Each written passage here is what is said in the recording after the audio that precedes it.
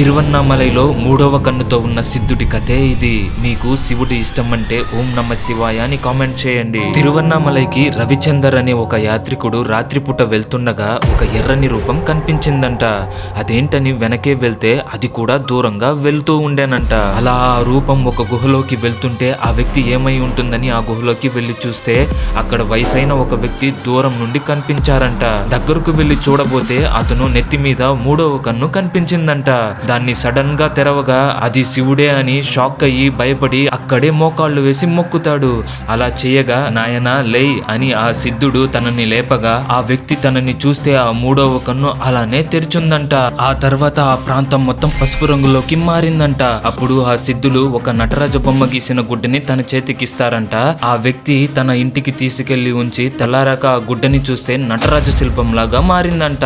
వెంటనే ఆ గుహలోకి వెళ్లి చూస్తే అక్కడ ఆ సిద్ధులున్న ప్లేస్ లో శివుని శిల్పం మూడవ కన్నుతో ఉందంట. మళ్ళీ ఇంటికి వచ్చి చూస్తే ఆ నటరాజ శిల్పం శివలింగంగా మారిందంట. అది కూడా ఒకే ఒక కన్ను ఉన్నట్టు.